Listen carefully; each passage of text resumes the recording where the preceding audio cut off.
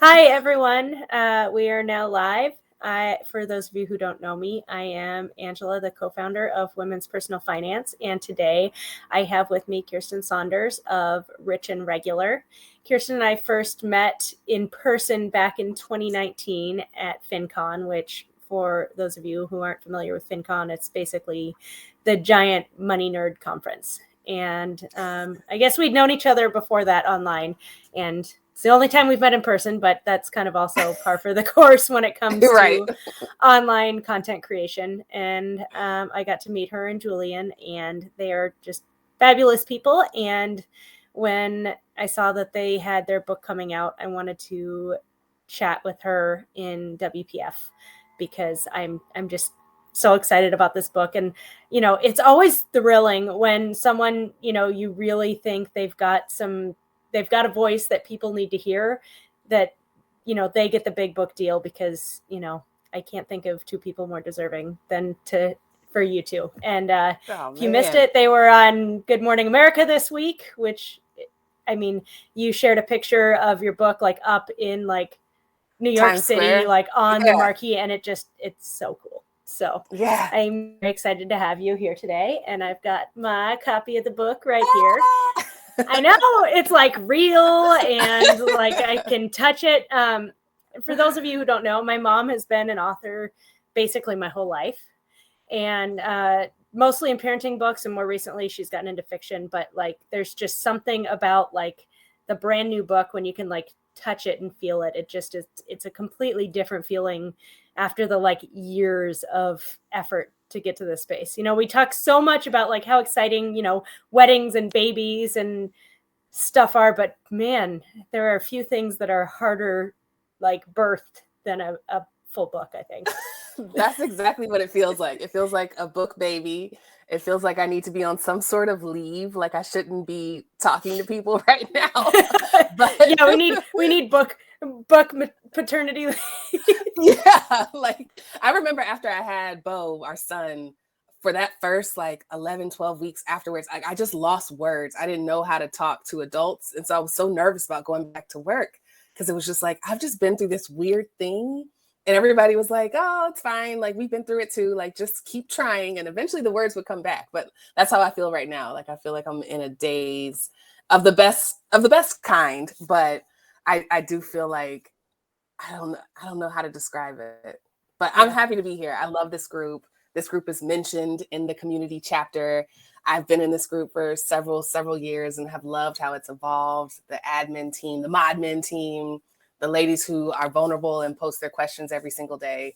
There are a lot of you that I thought about as we were writing this book because it helped me take the words out of my heart and put them on the page. It's a very vulnerable exercise. So just knowing that there would be somebody standing in front of me in a terrible abusive job, or even not in an abusive job, like trying to figure it out and still thinking there's something wrong with them. Like we wanted to make sure that people knew that there's nothing wrong with you. It's the system. You have the option to cash out, but you have to take these steps along the way. So that's a little bit about what the book is about. But, Yeah, but anyway, maybe I'm for just happy those to of be you here. who don't know your background, maybe give a little Yeah. recap of how you and Julian started down the FI path that then turned into a podcast and a book and basically being big time fire celebrities at this point. Oh my gosh. So that's a good point. I should introduce myself. Hi, everyone. I'm Kiersten Saunders. I'm one half of the duo dubbed Rich and Regular. We have a blog at richandregular.com where we've been writing for almost 5 years and got a book deal about 3 years ago based on an idea that we had around the fire movement. At the time when we discovered the fire movement, we found it incredibly valuable. But when we tried to share the information to people in our community, to people we thought could use it, it just didn't go anywhere. And the reason was because they didn't resonate with the stories. They didn't resonate with the people. At that time, when we discovered the fire community, a lot of people were anonymous and kind of had personas, and those personas formed communities. And there was a lot of like insular language, and, it just felt, it didn't feel welcoming and inclusive. And Angela had started doing some work to get more women involved, and I was one of those women. And she referred me actually for an article, and that was kind of like the start of the book journey. But our take is that FIRE can be what you want it to be. It can be, you know, this idea where you are opting out of work and never making a single dime ever again. That's not the idealized version that most FIRE retirees that I know have adopted, but it's an option for you. Or it can be your own version. It can be your version of financial freedom. Financial freedom for you might just be being able to take a year or two off of work, or being able to leave a situation when you want it to. And so we've been writing about this intersection of life and money for the last 5 years, talking about the unique experiences of what it's like to be Black in the workplace, talking about what it's like to be as a member of the sandwich generation, where we're supporting parents as well as our children. And it's all kind of combined into this idea of this new American ambition to be able to walk away from situations on your own terms. Excuse me. And that being the new goal versus like retiring and never having to make another dollar again. Yeah. About taking control of your life, regardless of like what that looks like, that everybody Exactly. has a different view of what looks best for them. And the point of having money and control over that is that you can make decisions that are best for you. Can you believe though that New York Times article was 3 years ago? It just popped up in my like memories I recently. know. Yeah. So we'll have to drop the link to that. But the article that Kiersten's mentioning was like in the New York Sunday Times, and it was the first I felt like big article talking about how FIRE is not just tech bros. Yes. Yeah. It was. I truly think it was. Like there had been smaller articles that we had been like peppering that in, but it was the first time where it was just like a united front where we were all just like, something has to change. It can't just be this. And the voices that were in there, it was a great art. I have it framed. That's it right there on the wall. Your way, mine is in a like cabinet in my hallway because somebody had to send me that one. Okay, so why has nobody sent me a framed one? Because they sent it regular. Julian got it framed. Oh, okay. So you have a Julian. My husband is not in the financial space. He's kind of along for the ride. So if somebody wants to send me a framed copy and then put it up on the wall for me, that would be great, because anyone who knows me knows that I am not very good at like home decorating or like the first picture I ever had printed of my son was a friend who also had a son around his age, and they were like 6 months old, and she gave me a picture that had been printed. I was like, that counts. That counts. That's decor. Yeah. Yeah, but it literally, So how do you go from then that space? Like, I would love to hear a little bit more about like the background of like, how did you go from like, yes, we need to have this different narrative to this is going to be our book that needs to be out in the world? Yeah. So the book journey was an interesting, it's been interesting because we started it before the pandemic started and ended it after post-pandemic, where the world has essentially changed. And so we had probably 10 or 12 different versions of the proposal. And the one that we landed on was kind of like this memoir-esque book that was just going to talk about our journey through FIRE up until the point that we were at. And that's what we started trying to write. And then the world just changed and we couldn't get into a groove. Like we had hired a writing coach, we had hired an external editor, we'd gone back and forth with our Penguin editor, and we just could not get in the groove. Everything we would submit, every 25,000 words, they would just be like, it's good, but this is not like, this is not your book. I don't understand why it's taking so long to get to the point you're actually trying to make. And so it's like almost like we had to clear like a callus of just words to get to the heart of the message. And by the time, I think it was summer of last year, we had a call with the editor-in-chief just to try to like break through like what was happening creatively. And we just said something about like people, because this was after the Great Resignation had started and this was after the racial reckoning. And we just finally said like, people need permission to play to quit. Like, I think the ambition has changed. People used to think they would have this lifetime career It was a huge part of their identity. And now people just need permission to walk away from it if it's not working. Is that on my end? Do you hear that? I don't hear anything. Okay, it might just be that might be feedback you. on my end. Yeah. Okay. Sorry. But yeah, it kind of makes me think a little bit of Stephanie O'Connell's Too Ambitious stuff. You know, she talks a lot about ambition, but ambition doesn't mean like there is no one definition, kind of like there's no definition for a fire journey.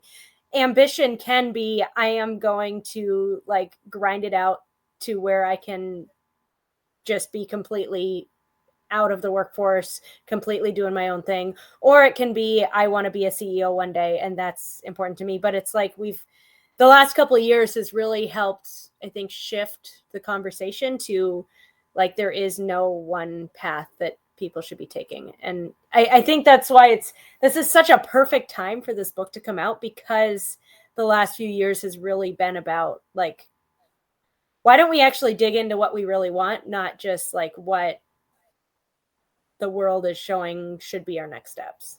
Exactly.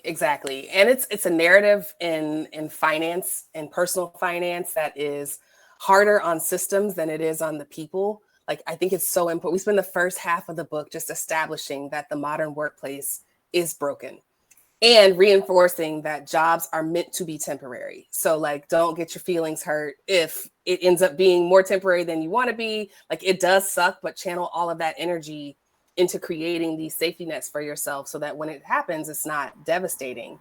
But these businesses have shown us over time where they place human resources on the value chain, and it's really low. Like, if things get hard, like they are predicting that it will in the next 12 to 18 months, we need to make sure that as many people as possible know how to create the right safety net that allows them to take the break that they need to pivot into a new career or look for another job, or even just take a break from their current job without feeling like it's going to be devastating to their livelihood.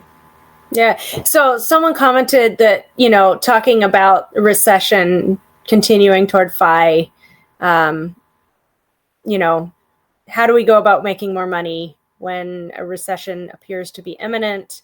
People might not want to be spending. I think this is kind of, you know, there's a lot of conversations about how the reason why the fire movement has done so well over the last decade is because we've, you know, had such a good market. And honestly, I think going into a recession is when fire is more important than when things are good. Yeah, I agree. This is the ideal time to buy. Every season is not a money-making season. It's just like when you think about Mother Nature, like some seasons are for farming and some seasons are for, I wish I knew more about agriculture. It's like planting. Some seasons are for planting and some seasons are for harvesting. And some seasons are really wet and rainy, and you don't have any raspberries in your garden yet. But, you know. That sounded very specific and personal. It did. It was a high of 58 degrees yesterday. And I realized that we're lucky to not have the heat wave. Like we have the heat wave right now. Yeah, it's crazy. Yeah. But it means that everything is totally behind because it's not been warm. Yeah. But I do think it's important because I think, to your point, personal finance has been shaped, particularly the content creation side of personal finance has been shaped by the bull market. And for so long, so many creators were just creating like these, you know, income reports or these net worth reports, and everything was just up. And it trained people to always expect that. But this is a completely normal part of investing. This is the self-cleansing aspect of, if you're an index fund investor, indexing. This is the what goes up must come down part. This is the you're in it for the long haul. This is the buy low part of buy low, sell high. So it's all important and part of the game. I think it's just to change your time horizon. Typically recessions last on average like 9 months, maybe longer, maybe 18 months, but they don't last forever. If they last forever, it becomes, well, if they last longer than 18 months, it becomes like a depression, I believe. But they don't last forever. So it's really just about coming down with creating a plan for the next short, while, and it may not include quote unquote making money. It might just include making sure that you're planting those seeds so that when we come out of this, you're in a better position to withstand the next one, because it'll be another one after this. Funneling money in and seeing your investments continue to drop as you add every month. It's hard. It's hard, especially for the new investors. Like I take great empathy for the people who just started investing in 2020, which we know a lot of people did. It's hard to see this because you're like, it was going so good for a little while, but just know that this is part of the process and there will be another one after this. Yeah. Sure. Well, and you know, we talk about how if you're like a new investor, if you're younger, this is the perfect time because you can get in with your money. But I do want to say, even because then people are like, oh, shoot, I want to retire in the next 5 years. Like I'm screwed. And I think it's important to remember that like you're still not screwed. And, you know, even if you are planning to retire next year, odds are, hopefully you're going to have a while in retirement. So just because some of your money may need to be used right now, like hopefully you're still around in 10 or 20 years and you need money then. So even if you are going into retirement, you still do have a pretty long-term horizon. It's just about making sure you protect that money. But you're still going to be using it. Yeah. Like money is meant to be spent. It's not meant to stay flat and grow forever. Like we are all meant to spend the money that we set aside for later in life. We do not want to become hoarders because that's what creates so much of the issues that we have today. So it's meant to be spent. But what you should do is listen to what your body is telling you about your risk tolerance. So if you are freaking out about a down market when you're looking to retire in the next 5 years, that's sending you a signal about your risk tolerance. And you may need more cash on hand than you do currently, right? You might need to quell that with a little more of a cash runway or an emergency fund or whatever you want to call it. Because at the end of the day, cash is still a position. If it means that you feel more comfortable not selling stocks or not taking a home equity loan or whatever it is for cash to avoid pulling from your retirement accounts, which may be down compared to last year, then just focus on building a bigger cash position than you had before as one option. Yeah. And it's interesting because, you know, Purple and I have been a Purple Life. For those of you who don't know her, she and I and Regina have been kind of back and forth on Twitter for the last 2.5 years being like, oh, the market's up. What the heck? It's down. That makes more sense. And, you know, I feel pretty good about the things where they are as far as the stock market. It feels more normal to me for it to finally be reacting to what's happened in the last couple of years. And you will hear a lot of that online of like, you know, oh, I'm fine. This is normal. It's fine. But for most people, it doesn't feel fine. So if you're not feeling fine, if you're like, I cannot relate to the comment of, oh, it's fine, I don't need this money for 20 years. Like it is absolutely normal to be freaking out a little bit. And I think it's important to recognize that freak out and, you know, understand it and then maybe close your computer and not look at anything for a while. Yeah, exactly. It is completely normal because it's completely counterintuitive to the way that we're taught to win in the United States. We're taught that things should always be going up.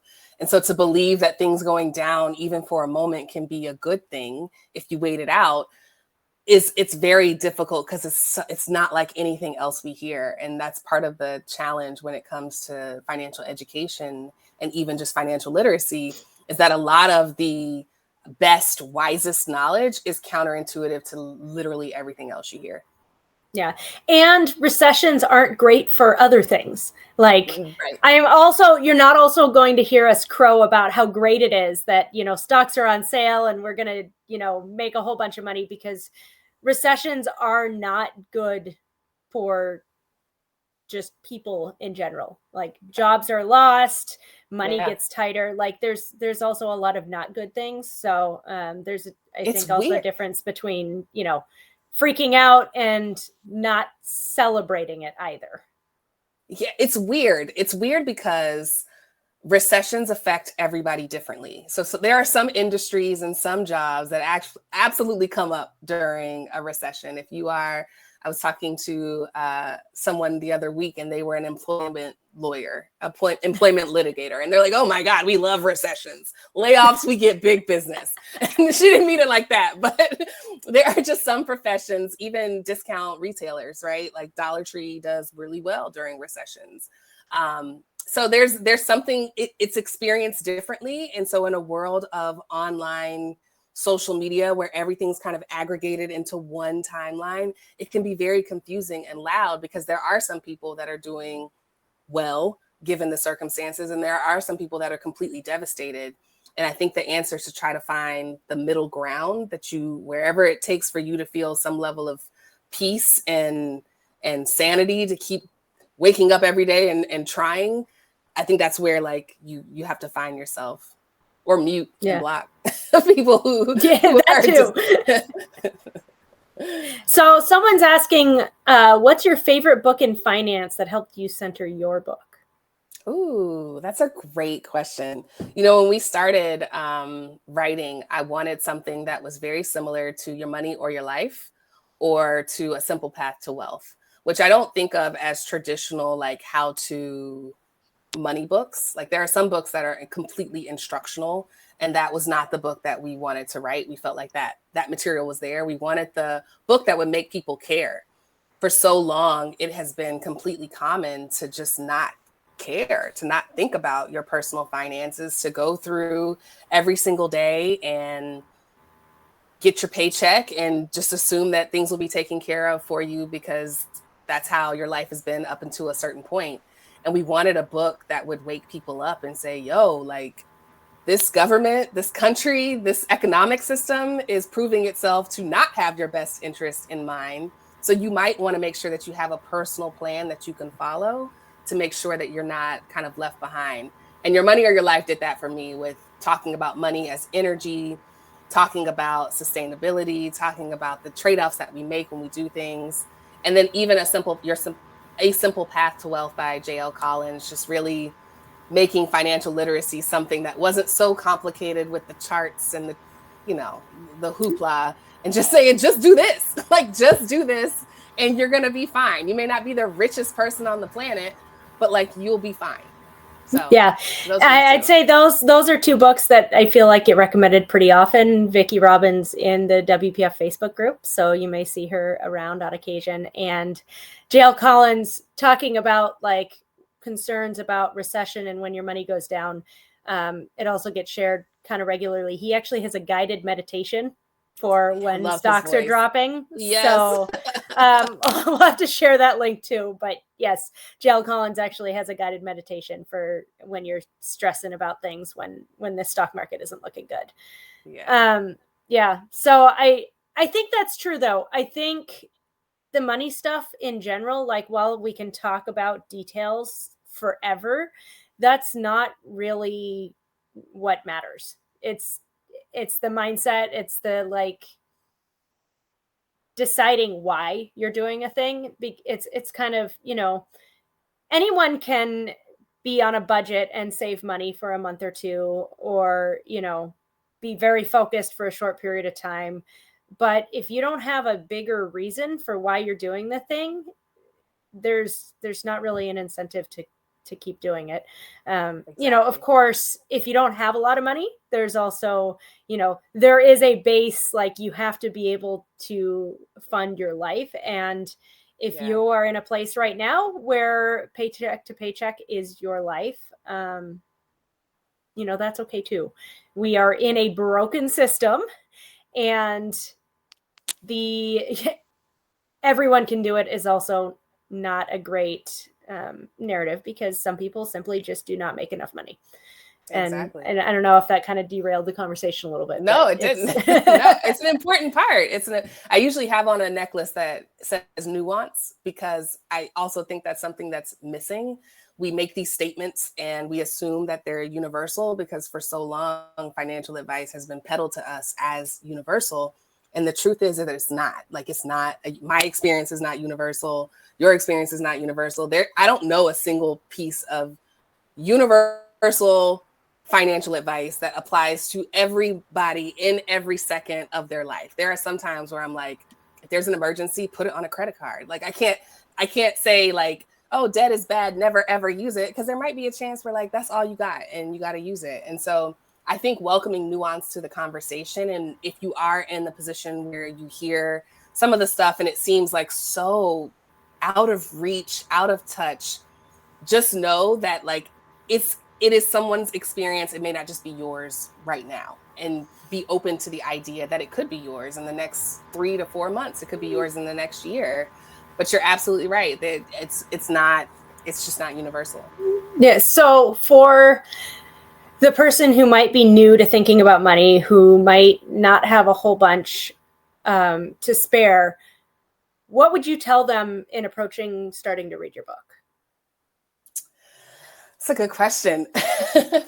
I think you should read my book knowing what's possible. So my book isn't written for super millionaires. It's not written for people once in a lifetime talents. It's really written for the professional. It does assume that you make a living wage, right? So some of the tips in there, like pay yourself first, invest in the market, make sure that you're having conversations with your family members and making sure that you're building boundaries.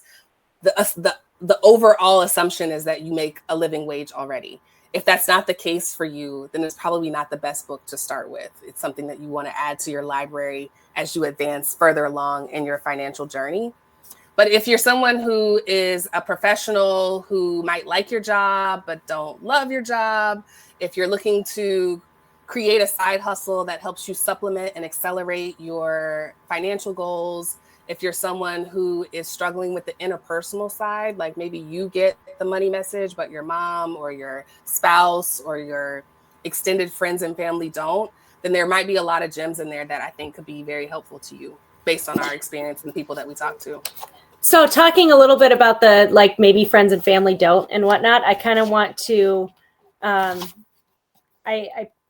so this is later in your book, but you're talking about the FIRE community and specifically come for the content and stay for the community.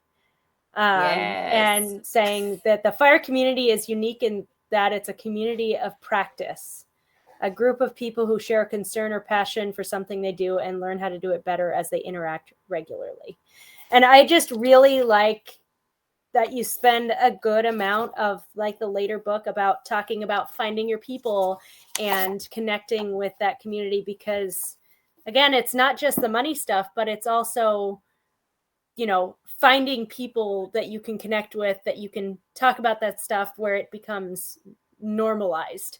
It's so easy to just, you know, the people who are around you in real life all the time may not get it. And that's where, you know, finding the online FIRE community has honestly changed my life. Mine too. Yeah. Like it's kind of wild to think about, you know, because did you guys start in 2016? 17. Me too. Okay. Mm-hmm. And Regina was also 2017. So apparently that was a good year. I think it was just a year we were like ready for like other people to be at conferences and stuff. Like but yeah, in 2017, I would never have guessed that like starting a blog about money stuff would completely change my life, but it absolutely has. I understood a lot of the money stuff until like up to that point, but you know, until you start like being fully immersed, it's just not the same. So, you know, if you're listening to this, if you're in the Facebook group, you know, you can probably get a little snippet of that. You can understand why it matters. But the more that you give and put into the community too, the more you're going to get back. Yeah, it's my favorite thing about FIRE, and I hope that it remains this way, that people are so generous with information and vulnerable with sharing their stories and chiming in when someone has a question, even with, you know, limited knowledge and context of the question itself. Like the willingness to want to help someone is one of like the best traits of this community, even if you expand beyond FIRE to just personal finance. And I hope that it stays that way, because it's been key for me. I think anytime you're excited about something, you want to share it with your friends and your family or even your partner, And when they don't pick up with the same excitement, it can be discouraging to you. It can be like, oh, well, did I get something wrong? Like, these are the people who I kind of use as a mirror for what's interesting in the world.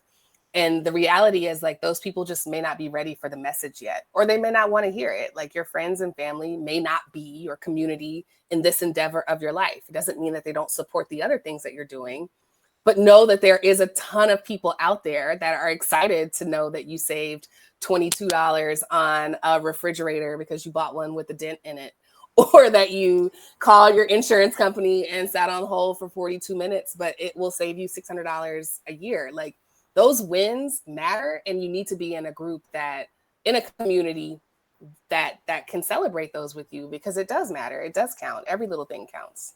Yeah. So one question is, any tips for those of us struggling to generate a living income? Sometimes education, region, talent, etc. gets in the way. Oh, this is such a big question, because the reasons why people are struggling are vast, and a lot of them are intersectional and policy oriented and bigger than me as an individual to solve. But I think the tip that I would put forward is, one, rely on community. There's a lot of mutual aid that's happening on the internet and among personal finance communities. Angela does a great job of this in women's personal finance, where if you need help, just don't be afraid to say that. Don't be afraid to tell people when you need help, but then also focus on upskilling, focus on making sure that you have the skills that are marketable and selling in today's environment. LinkedIn has a great tool for this. And now I can't remember what it's called, but it's something like a skills finder. I'll send you a link, Angela, if you want to add it to whatever you're adding the rest of the links to. But it's something that takes all of the data from their millions of people that use it for the last 10 years, and they can see which jobs have which skills and which skills are trending by region. So you can look in the United States and see, like, okay, digital marketing skills are what's hot. And then they have like a LinkedIn Learning, and there's lots of other free options too, where you can start to build those initial skills that are marketable. Like, there's a lot of, because we're in a digital era, there's a lot of skills that people used to have that are no longer as marketable, as high paying as some of these newer skills. But the good news is that the newer skills are learnable. They're not like things you have to be born with. So with the right guidance. I think that's changed a lot too, is there's less of a gatekeeping. Like, exactly. If you can show you have the skill, you don't need to show the specific diploma or the specific XYZ. Lots more virtual stuff, a lot more like different routes that people can take. I hope that continues. I do too. I do too. And I think it will. Like, I am part of the team that believes that you can be living in the middle of a movement and have no clue, right? I truly believe that we are living in the middle of a labor movement. We won't know it until 10 years from now, when historians put it all together and say, like, these were the turning points. But like, my parents didn't march during the civil rights movement. It doesn't mean that they weren't like living through it and benefiting from it. They were watching the same things that everybody else was watching, but they weren't marching. It doesn't mean that they weren't participating or, affected by it.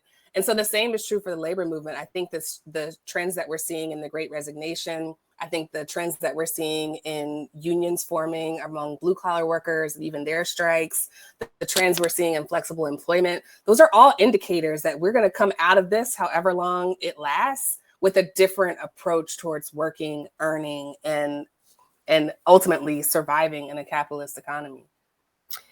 Yeah, as long as we're in that capitalist economy. I know, child. Yeah. Child. That's a different conversation. That's a much bigger conversation. It is, but I love having it. I'm just hopeful that we are headed in the the right direction. And because I feel like we could also end up going sideways into a very bad other direction. So, but for every person who finds a remote job, who breaks into a new industry, who doesn't put up with the nonsense, you are helping shape that in the good direction, not the bad direction. Absolutely. And it can be small, but again, when you're talking about being in the middle of a labor movement, takes a lot of people shift things. So it does. But it starts individually, right? Like it starts in the individual minds. It starts with seeds planted in every single brain to say, you know what? I think we deserve better than this. I may not be the person to take the leap or be the heavy foot soldier marching and protesting or the person who's willing to quit their job. But I do believe that we deserve possible, so deserve better. And so when those people make strides, I'm there, I'm supporting, I'm reading the article, I'm sharing it, all the ways. And maybe I'm deleting my work email off my phone and not looking on the weekends. Yes, exactly. It's the small steps. It all matters. That's how social change happens. I think we're so spoiled by the internet that we don't realize how social change actually happens in the minds of individuals first, and then becomes a mass movement. And so, yeah, little things like deleting that email or not responding as a sign of rebellion after 5 o'clock or whatever your time is, do it. Yeah. So we are getting to the end of our time. Is there anything? I know. It's good to see you face to face. I know.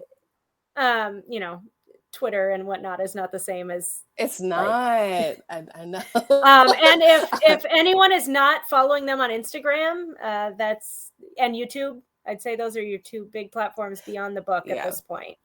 Yes. Yeah. Follow them. They're great. And I don't know if you want to say anything more about the book or about you've got your video podcast. Would you call it video podcast, video series? What Money on the Table? Money on the Table, yeah. Yeah. Yeah. So the book Cashing Out came out Tuesday. It has been a whirlwind. I always say that word wrong. It has been surreal. It's been interesting to see all of the support, all of the people who are identifying with the stories. When we wrote it with Black professionals in mind, but it's been interesting to see how many people who feel marginalized in the workplace, whether they're white women or people with disabilities or people who are LGBTQ. It's been interesting how much the stories have resonated, and it made me believe that the problem is actually way bigger than I thought it was. I thought it was a much smaller problem, but there are plenty of us who are experiencing challenges at work, but still believing in the myth of meritocracy. So still trying harder and wasting all of this energy on something that probably isn't going to happen. So the book it's a very deep-seated. I mean, we've got centuries of this in the United States. Centuries. And we've made a lot of progress with the other conditioning, right? We've made progress with healthy eating and nutrition. We've made progress with beauty standards. We've made progress with race relations to an extent within certain segments. But the workplace has remained untouched for all these years. And at some point we got to be you know what? You know where the stress is coming from? You know where the twitch in your eye is coming from? The irritation with your husband or your children or your wife or your partner is coming from? It's coming from the place where you spend 80 hours a week, 60 hours a week thinking about things that you can't control, trying to solve unsolvable problems, pretending like you're being productive, and then not taking the skills that you acquired there anywhere else to see if there's a buyer with a higher price and a better benefit package. So just undoing this concept of lifetime employment is the goal of the book, is to teach people to cash out, know when you're winning, and walk away on your own terms. So is it interesting to write this book as, you both have done that? Yeah. So it's interesting. This is not a theoretical for the two of you. That's you have cashed out and walked away. We have. And the second part of the book is called The Daily Struggle, because I don't want to pretend it's easier said than it is easier said than done. But even the hard parts are things that you can manage. It's the goal is to pick your hard. We're in a situation where it's all hard. So just pick the one that feels more aligned to your values. And I'd rather work hard on resolving the interpersonal issues that come from a choice that I've made to free my time and my life than to deal with somebody else's stuff that I don't even get a fair share of the profits from. I get my fair share as a shareholder more so than I do as an employee. So it was just kind of flipping the paradigm a little bit. That is definitely weird about doing stuff for yourself too, like Yeah. taking women's personal finance to a business, realizing that the like work you put in, you actually do see a direct, like there's a relation. I mean, it may be that you're putting in ungodly hours and it may initially not be a big number, but there is the control over your time and control over how you choose to spend that time. That is very different.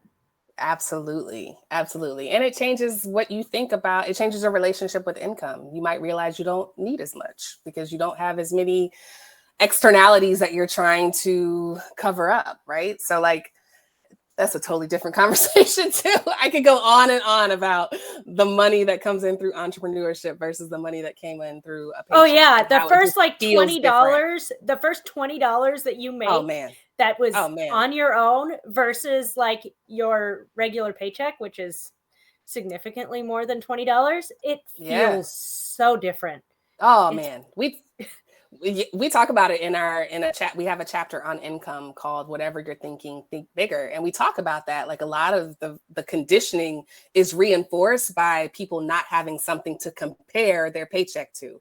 So even if it's a side hustle where you just make $2 to $4 passively, it's like once you feel that, it lights a fire in you.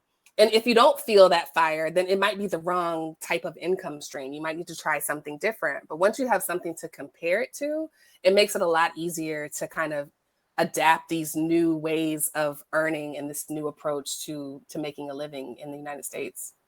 Yeah. Thanks so much for coming and chatting with me today. I do want to say that, of course, we are going to be giving away one of your books to the WPF community because that is our jam to make sure. So if you are going to enter to win it, I would ask that maybe if you are high income professional, that maybe you just go and buy it direct. I would love for this book to go to someone who, maybe makes a little less than you. So that would be my plug, but we're not gatekeepers. If you feel like that's out of your budget, apply to get a copy of the book. And otherwise, I will share some spots for where you can follow Kiersten and Julian. And, she's also in the Facebook group and chimes in from time to time. So back when the Facebook group started as just a bunch of like money nerd content creators to where we are today. So it's been incredible what you've built. Like, shout out to you. Yeah, but we and shout out to y'all. Together. Yeah, I was like, and shout out to y'all. Yeah, it is. It's not me. It's not Regina. It's, the WPF community wouldn't exist without everyone who has opted in to the space. Yeah. What is why, community is my jam. Users. Yeah. Hopefully cashing out brings a new group to the group to add and learn from all of your wisdom. All right. And with that, I am going to sign off. Thank you so much for joining us. Thank you. Bye, everyone.